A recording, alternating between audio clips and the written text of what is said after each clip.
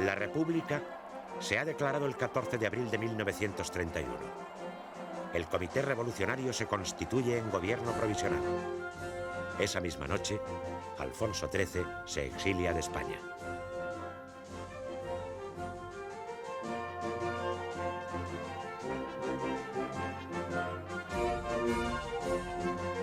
Londres y Washington temen, sin embargo, por sus inversiones. Reconocen al nuevo régimen de mala gana. Su relación con la República no se verá exenta de sobresaltos.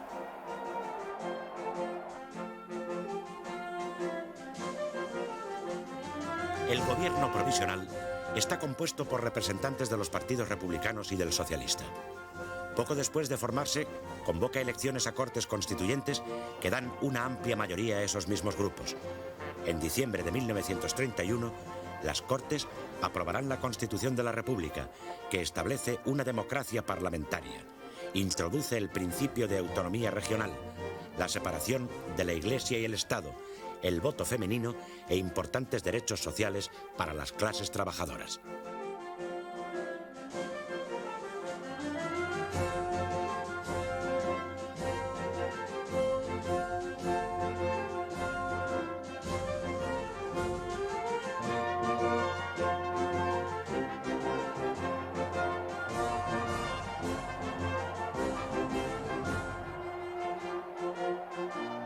En el mismo día de la proclamación de la República, el presidente del gobierno provisional, Niceto Alcalá Zamora, manifiesta: la crisis de España no es política, no es siquiera de régimen, es histórica con toda su trascendental amplitud.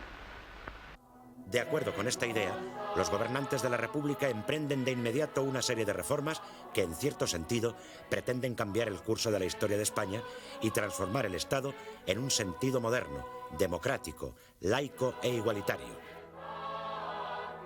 Sin embargo, extensos sectores de la sociedad española no se sentirán identificados con el nuevo régimen, aunque inicialmente tampoco les sean hostiles.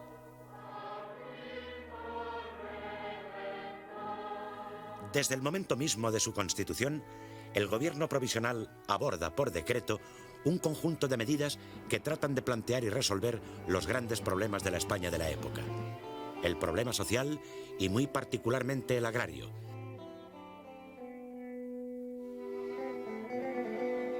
El problema religioso directamente relacionado con el de la enseñanza.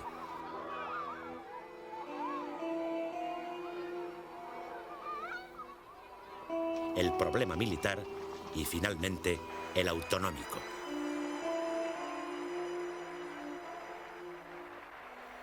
Las reformas sociales, protagonizadas desde el Ministerio de Trabajo por el socialista Francisco Largo Caballero, van dirigidas a mejorar la situación de los trabajadores y a conceder a estos un mayor poder en las relaciones laborales. El instrumento más importante y más discutido son los jurados mixtos, organismos compuestos a partes iguales por obreros y patronos, dotados de amplia autoridad en materia laboral. Ello, junto con otras medidas semejantes, provoca muy pronto el malestar de los empresarios. El problema social por excelencia es sin duda el agrario, especialmente en Andalucía y Extremadura. Para muchos, la República debe ser el régimen que resuelva de una vez por todas las lacras seculares del campo español, estableciendo una más justa propiedad de la tierra y haciendo a esta mucho más productiva. A tal intento responde la Ley de Reforma Agraria de 1932. En síntesis, se trata de expropiar con indemnización las fincas consideradas como grandes latifundios y las que estuviesen arrendadas sistemáticamente, cediéndolas para explotación a campesinos sin tierras. Los resultados quedan muy por debajo de las expectativas. La lentitud de los trámites burocráticos, los altos costos de la expropiación y la escasa dotación presupuestaria apenas van a permitir asentar más que a unos cuantos miles de campesinos. Así, los sucesivos gobiernos se ven atacados de un lado por la oposición de los propietarios, grandes y pequeños, y de otro por las exigencias cada vez más radicales de los jornaleros, lo que dará lugar a numerosos conflictos, muchos de ellos violentos. El fracaso de la reforma agraria será una de las causas principales del fracaso de la República.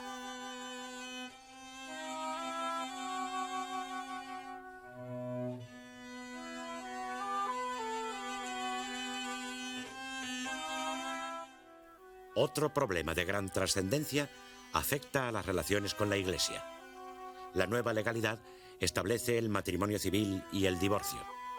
En consonancia con lo que ocurre en numerosos países europeos, reconoce una amplia libertad religiosa, pero exige autorización para realizar actos fuera de los templos.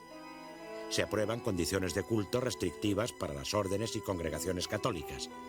La prohibición más espectacular y conflictiva se refiere a la enseñanza de la religión en los planes oficiales de estudio.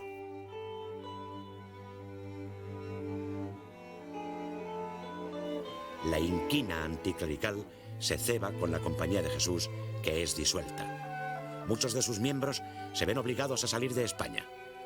Todo esto hace que la jerarquía eclesiástica y la mayoría de los católicos, que en un principio han sido respetuosos con el nuevo régimen, vaya distanciándose de él.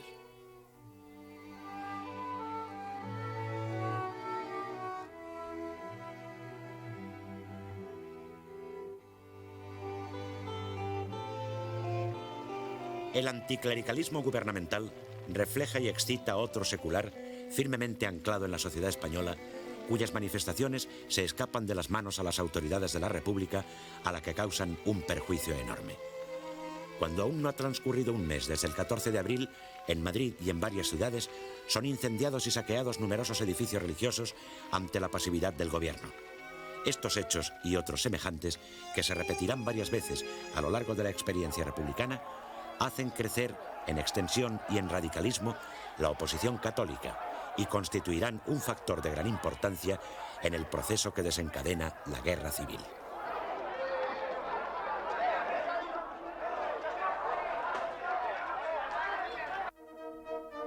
Otro de los grandes problemas cuya solución aborda la República es el militar. El ejército tiene un número desproporcionado de mandos en relación con la tropa y con las necesidades de defensa, un armamento y material escasos y anticuados y, como consecuencia, una preparación técnica deficiente en gran parte de la oficialidad.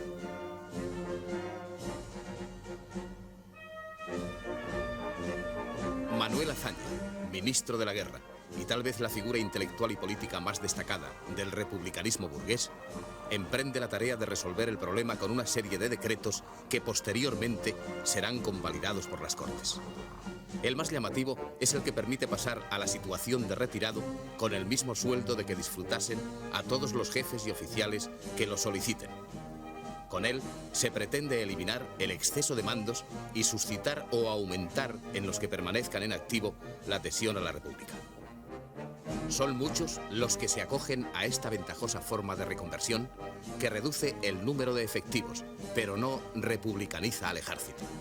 Otras medidas importantes tienden a disminuir la amplitud de la jurisdicción militar en beneficio de la civil, así como la supresión de la Academia General de Zaragoza, dirigida por el general Francisco Franco. Los militares más radicalmente opuestos a la política de Azaña le acusan de querer triturar al ejército.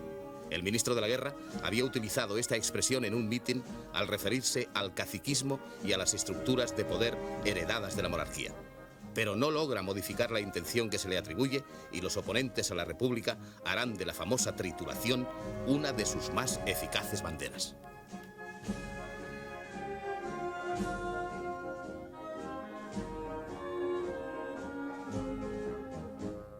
El nuevo régimen se enfrenta también con el problema de los nacionalismos y regionalismos. El 14 de abril se ha proclamado improvisadamente en Barcelona la República Catalana dentro de un proyectado régimen federal. Sin embargo, tras conversaciones con los representantes del gobierno central, a los 3 días se establece la Generalitat. La Constitución ofrece un cauce para resolver los problemas regionales y la posibilidad de crear entidades autónomas dotadas de un estatuto que les ofrece amplias posibilidades. Los catalanes son los primeros en hacer uso de tales facultades. En los meses inmediatos a la proclamación de la República, se redacta un proyecto de estatuto que es abrumadoramente aprobado en plebiscito y presentado al gobierno. En las Cortes, encuentra numerosas dificultades por parte de los grupos anticatalanistas, pero es finalmente aprobado en septiembre de 1932. El proceso de transferencias transcurre sin mayores dificultades mientras gobierna la coalición republicano-socialista y la Generalitat de Cataluña desarrolla una intensa labor.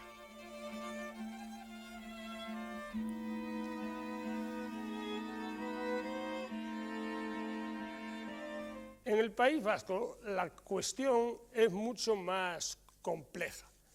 Se destaca allí la fuerza importante del Partido Nacionalista Vasco, fundado en 1895 por Sabino Arana y cuyo lema es Dios y ley vieja.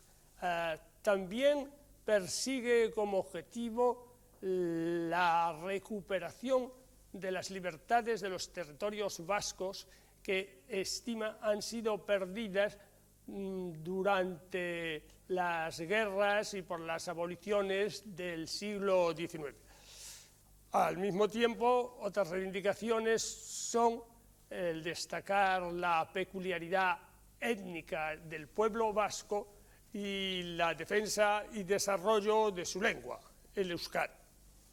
Al alborear la República, no se puede decir que haya una fuerza hegemónica electoral en el País Vasco. Tienen gran implantación los carlistas y los socialistas, y en menor medida los republicanos.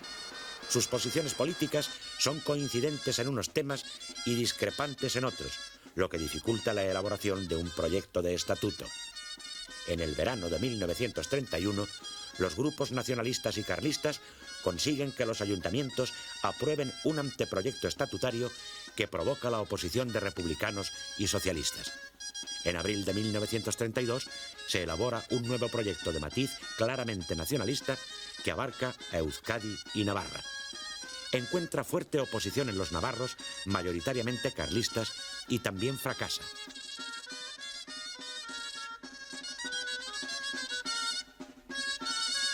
En 1933, un tercer proyecto, limitado a las 3 provincias vascas, es aprobado por los ayuntamientos y plebiscitado por los electores, aunque con una amplia abstención de los grupos no nacionalistas y de la provincia de Álava. En las Cortes encuentra la obstinada oposición de la derecha que impedirá su aprobación parlamentaria.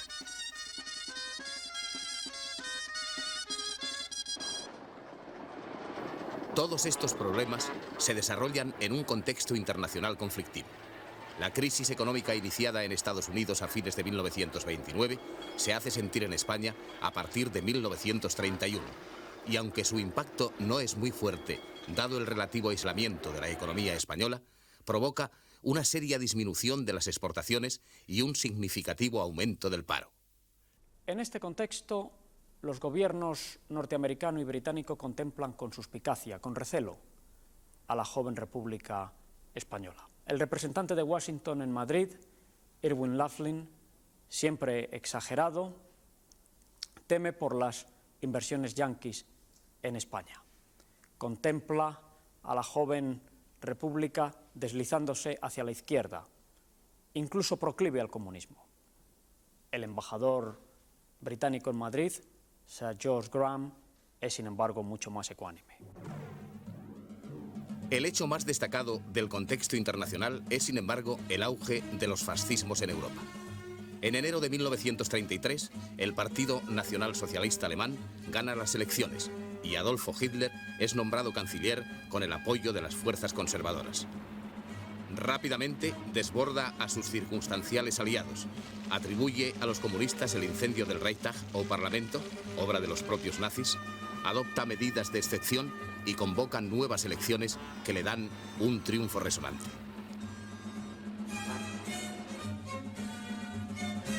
La nueva Cámara concede a Hitler plenos poderes para gobernar por decreto ley. Es el golpe de gracia de la democracia alemana y el comienzo de la dictadura nazi.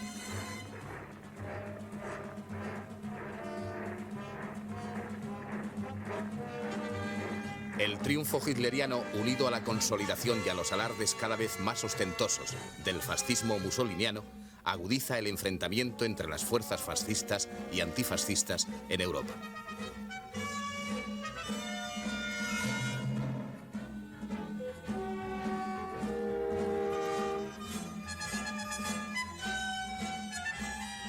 La evolución política española se ve profundamente afectada por este clima. Los sucesivos gobiernos del primer bienio republicano, presididos por Azaña, van a lograr una parte importante de sus objetivos, pero al mismo tiempo sufren un fuerte desgaste. A las dificultades mencionadas se añade una oposición sistemática y creciente por la derecha y por la izquierda.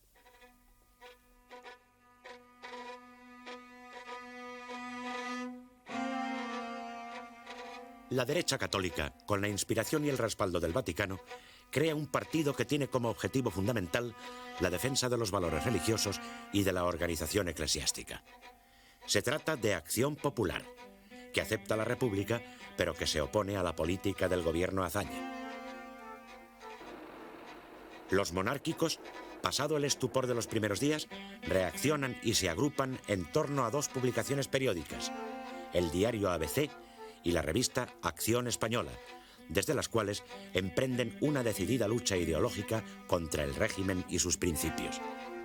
Los carlistas, por su parte, organizan una milicia paramilitar, el Requeté, que desde el primer momento se entrena para derrocar a la República.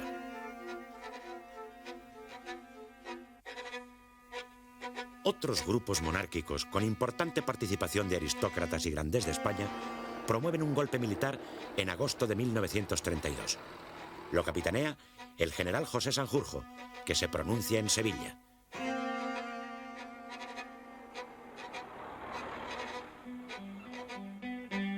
En Madrid, los sediciosos son reducidos prontamente. La guarnición sevillana abandona a Sanjurjo, que es detenido en Huelva. Trasladado a Madrid, un consejo de guerra lo condena a muerte, pero es indultado por el presidente de la República, Alcalá Zamora, a instancias del gobierno. Se le confina en el penal del Dueso, mientras una parte de los conjurados son deportados al Sahara español.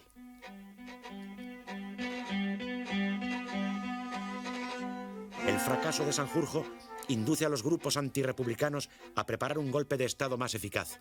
Entre sus promotores destaca Antonio Goicoechea, fundador del partido monárquico Renovación Española a comienzos de 1933. Su propósito, solo conocido por los más allegados, es preparar un golpe de fuerza, para lo cual resulta necesario hacer propaganda en el seno del ejército. Sostiene que el problema de España solo puede resolverse fuera de las vías legales y con el apoyo extranjero. Su correligionario José Calvo Sotelo, ministro de Hacienda durante la dictadura, se desplaza a Italia acompañado por Juan Antonio Ansaldo y mantiene contactos con los dirigentes fascistas.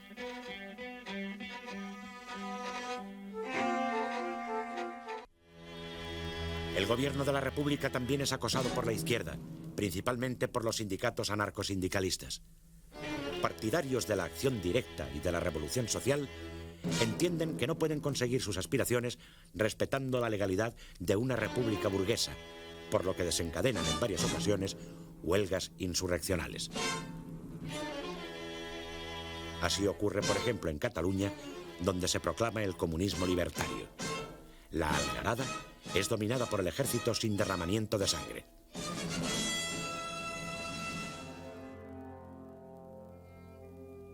No ocurre lo mismo en el pueblo andaluz de Casas Viejas. El 11 de enero de 1933, un numeroso grupo de braceros cenetistas ataca el cuartel de la Guardia Civil. En su defensa mueren el sargento y un número. Refuerzos de la Benemérita y guardias de asalto ponen en fuga a los insurrectos, pero su dirigente, apodado Seis Dedos, se refugia en una choza con familiares y vecinos.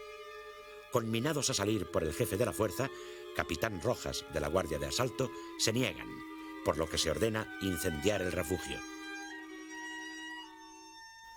2 personas que intentan salir caen abatidas por los disparos. Los restantes mueren calcinados y varios detenidos más son pasados por las armas. La tragedia causa estupor en la opinión pública y desconcierta al gobierno. La derecha culpa al propio Azaña de lo sucedido e intenta derribarlo en el Parlamento. La izquierda proletaria se aleja cada vez más de una república que la Constitución define como de trabajadores de toda clase y cuyas fuerzas del orden reprimen de tal suerte a los campesinos. Casas Viejas es mortal para el gabinete Azaña, que cae meses más tarde. Mientras el gobierno republicano socialista se desgasta, la derecha legalista convierte Acción Popular en un potente partido de masas, bajo la advocación de la religión, la familia, el orden y la propiedad. Este partido aglutina a una gran masa de afiliados y simpatizantes de muy diversa procedencia social, unidos sobre todo en la defensa de los valores católicos tradicionales. El líder indiscutido es José María Gil Robles, catedrático de la Universidad de Salamanca. Promueve la creación de un frente de derechas contra lo que él considera como marxismo y orienta sus esfuerzos a forjar una gran coalición capaz de derrotar en las urnas al gobierno de Azaña. Esta coalición surge en marzo de 1933 con la formación de la CEDA, Confederación Española de Derechas Autónomas, cuyo objetivo estriba, según su programa, en la revisión constitucional implacable, especialmente en materia de religión y de enseñanza, y en el concepto social anticolectivista y antimarxista. La CEDA es un grupo heterogéneo en el que, junto a verdaderos democristianos que controlan el aparato, coexisten hombres de extrema derecha que progresivamente se inclinan hacia la tentación fascista.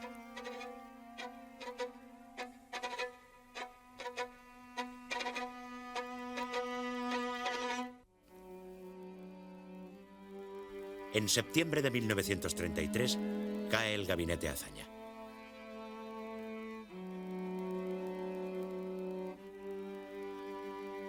Dos meses más tarde se celebran elecciones generales en las que las derechas obtienen un gran triunfo. El PSOE, aunque mantiene el número de votos, ve reducidos notablemente sus escaños. El centro queda reforzado. El grupo con mayor número de diputados es la CEDA. Sin embargo, el presidente de la República, en uso de su función moderadora, nombra jefe del gobierno a Lerroux, líder del Partido Republicano Radical, que ahora practica una política claramente moderada. Alcalá Zamora pretende evitar así un mayor desplazamiento hacia la derecha y la consiguiente reacción de las izquierdas.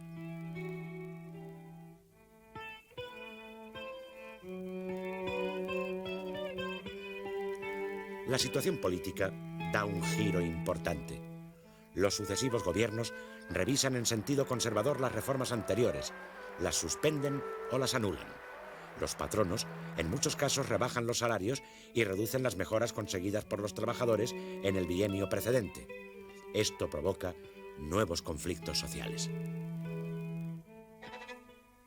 La derecha diversifica y consolida sus organizaciones. En vísperas de los comicios se funda Falange Española.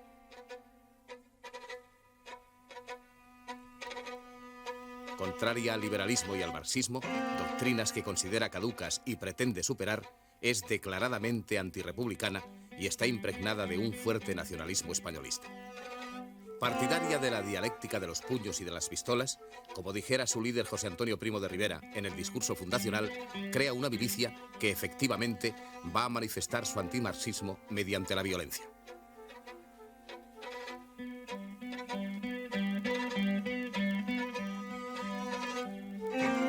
Pero inicialmente, Falange es un grupo minoritario y poco significativo. Más influyentes son los hombres de Renovación Española, que unidos a los tradicionalistas, intensifican sus acciones contra el régimen.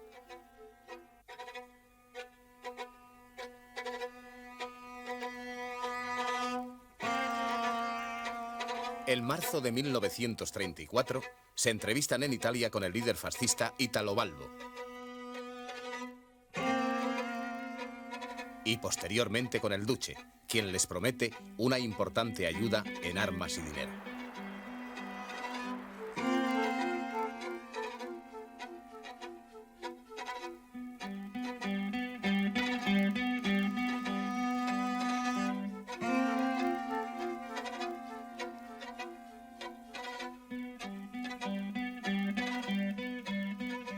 Por su parte, las juventudes de Acción Popular crecen en afiliados, capacidad organizativa y radicalismo. El mismo mes de marzo de 1934 realizan una gran concentración en el Escorial, donde aclaman a Gil Robles a los gritos de «jefe, jefe, jefe», de claras resonancias fascistas, y se declaran autoritarias, antidemócratas y antiparlamentarias.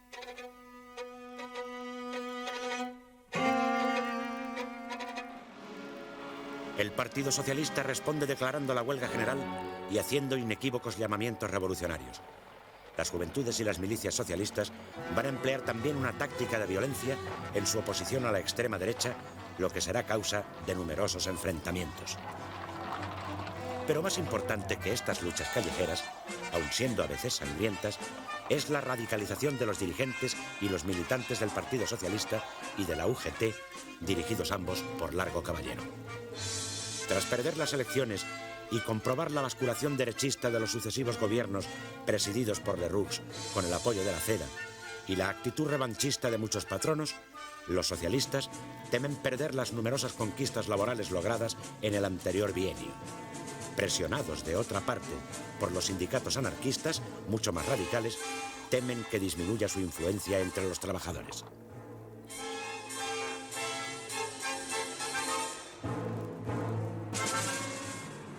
El ascenso del fascismo en Alemania y Austria, donde el canciller Dollfuss reprime duramente una insurrección obrera, aumenta los temores.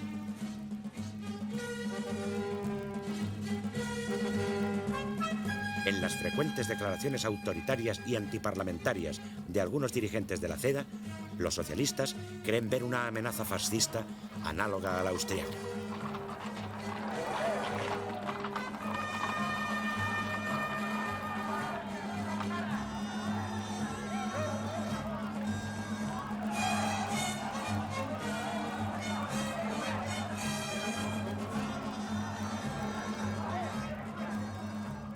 Y así, desde 1933, la dirección del PSOE se manifiesta cada día más decidida a tomar el poder por la fuerza, rompiendo la legalidad republicana y a cambiar la política moderada que hasta entonces venía practicando por otra claramente revolucionaria.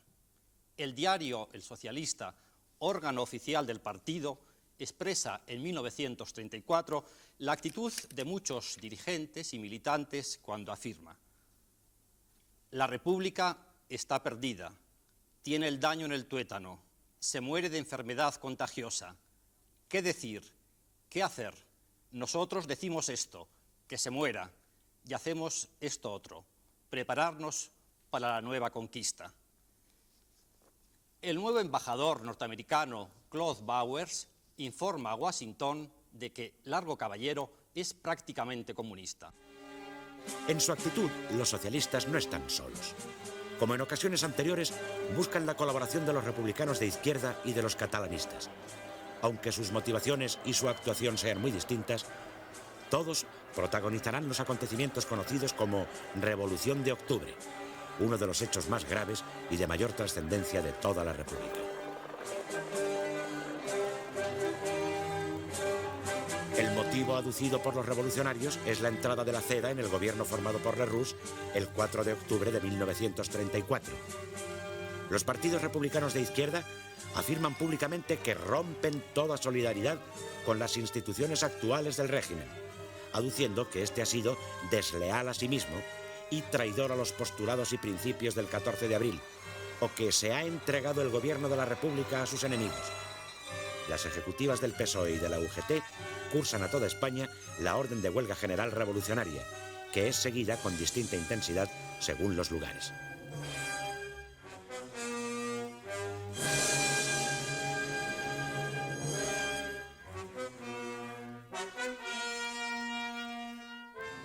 En Cataluña se produce una rebelión de la Generalitat contra el gobierno central.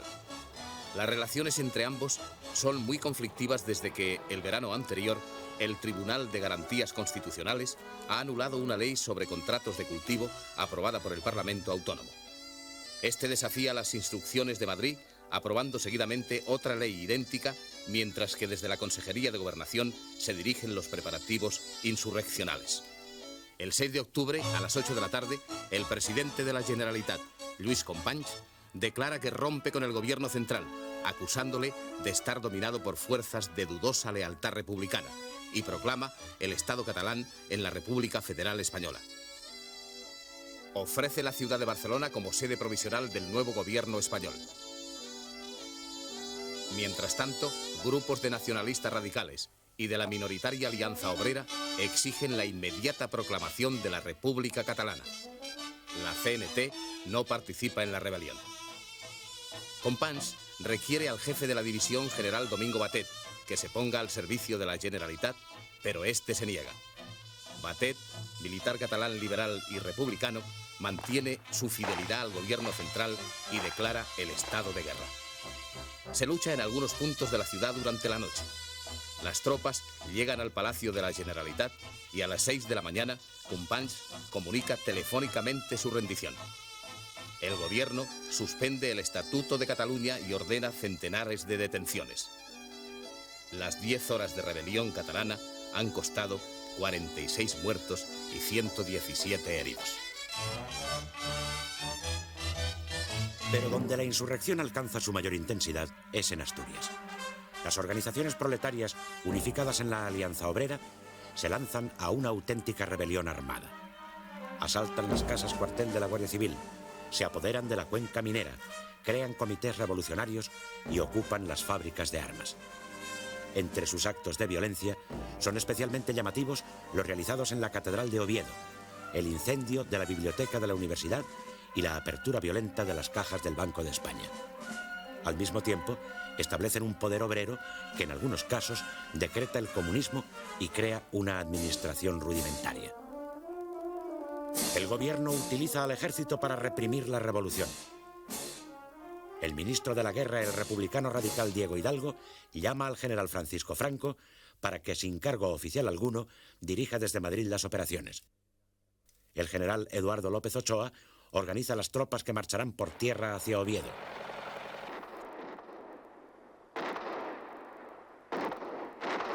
Fuerzas de la Legión acuden por mar desde Marruecos. El día 8 es tomado Avilés.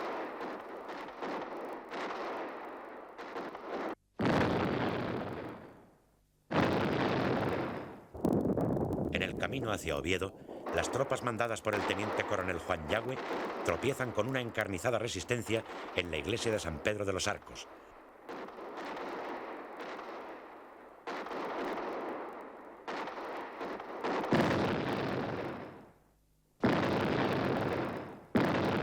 Donde muere, empuñando una ametralladora, la joven comunista Aída Lafuente, de 18 años.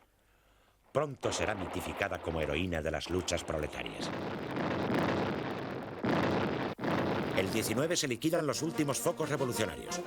López Ochoa, republicano y masón, gestiona la rendición de los insurgentes para evitar mayor derramamiento de sangre.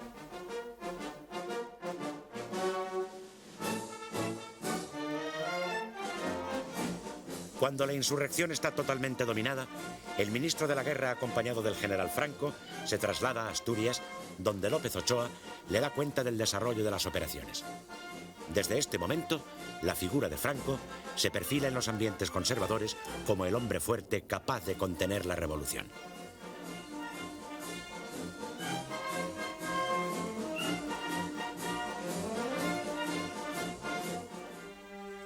El balance de víctimas es trágico.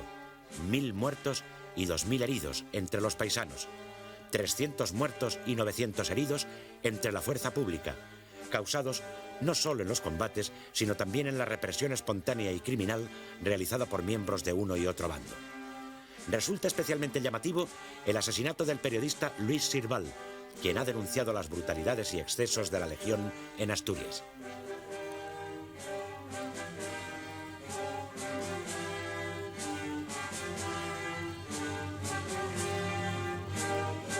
Las represalias se extienden a toda España.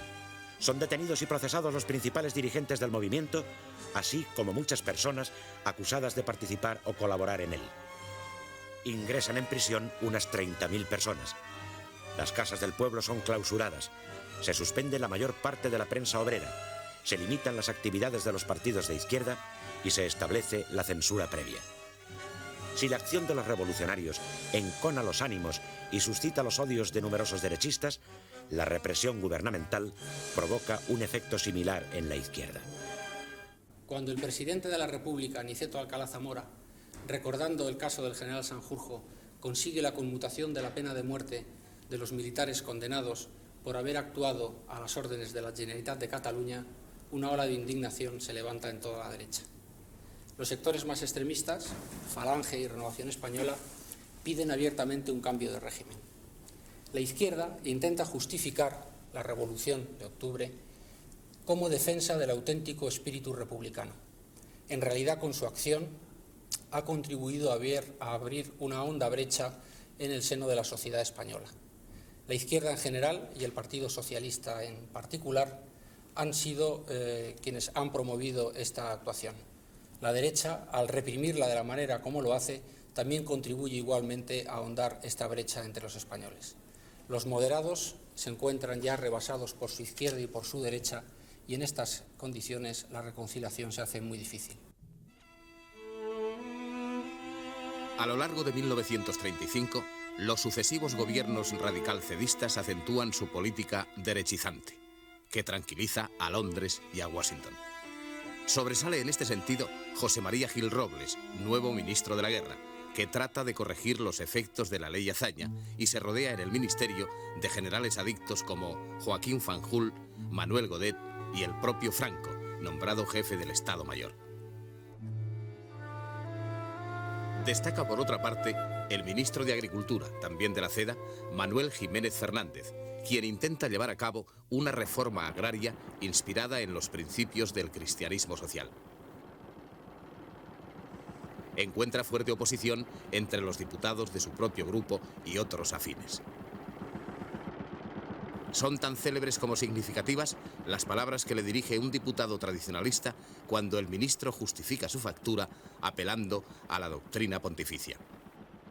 Si su señoría se propone apoderarse de nuestras tierras apoyándose en encíclicas, nos haremos cismáticos.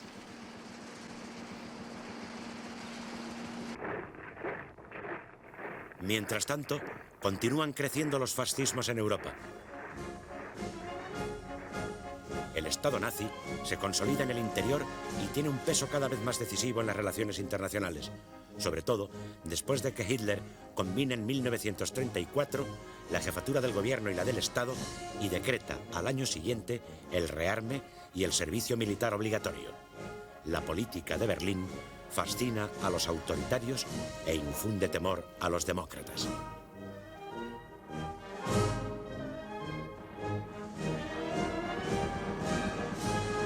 Las tropas de Mussolini invaden Abisinia en otoño de 1935.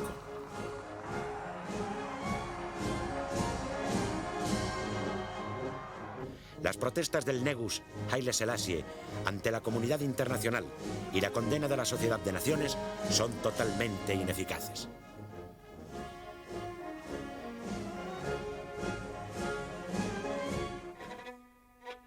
En España, desde junio de 1935, José Antonio Primo de Rivera comienza a recibir ayuda económica de los fascistas italianos. Por orden del yerno de Mussolini, Galeazzo Ciano, y a través de la embajada italiana en París, se le entregan 50.000 liras mensuales, cantidad equivalente a unos 4 millones de pesetas de 1986. No se informa del asunto a la embajada en Madrid.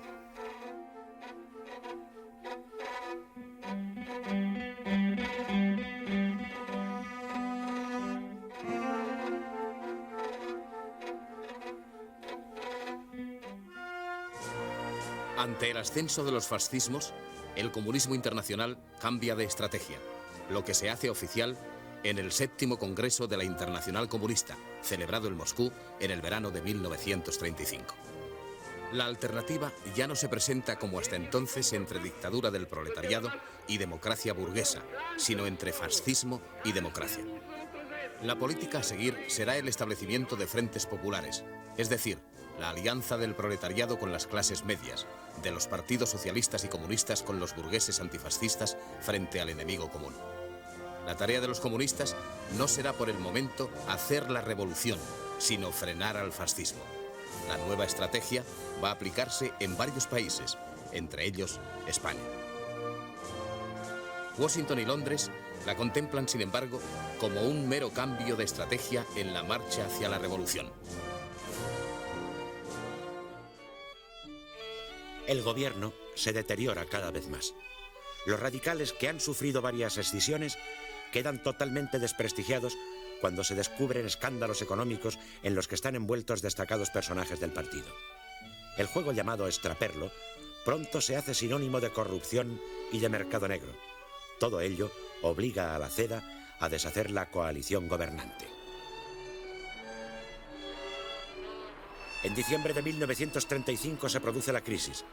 Al presidente de la República le repugna conceder la jefatura del gobierno a quien no ha votado la Constitución, por lo que rechaza las presiones para nombrar a Gil Robles. Busca una solución de centro y, después de varios intentos fallidos, designa a Manuel Portela Valladares, hombre de su confianza, pero que no cuenta con respaldo parlamentario. La dificultad de gobernar es tal que Alcalá Zamora firma el decreto de disolución de Cortes. Las elecciones se convocan para el 16 de febrero de 1936.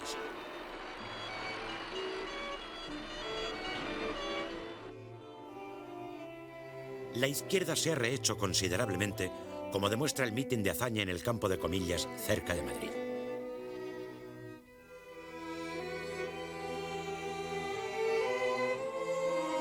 El Partido Socialista está dividido en dos corrientes. Una, partidaria de la alianza con los republicanos, cuya figura más destacada es Indalecio Prieto, al que siguen, entre otros, Ramón González Peña y Juan Negrín.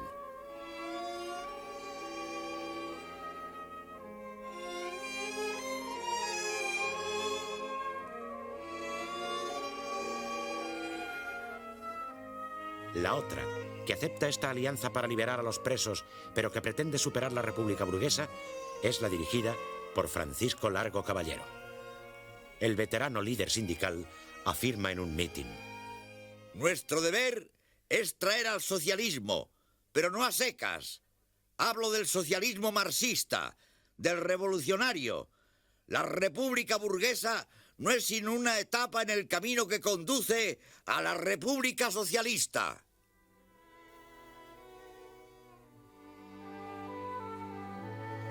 La idea del Frente Popular se abre rápidamente paso entre la izquierda.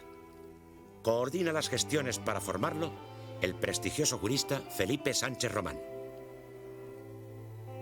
El 15 de enero se hace público el programa: amnistía para los presos políticos y represaliados de octubre y restablecimiento de la legislación del primer bienio, particularmente del Estatuto de Cataluña y de la reforma agraria.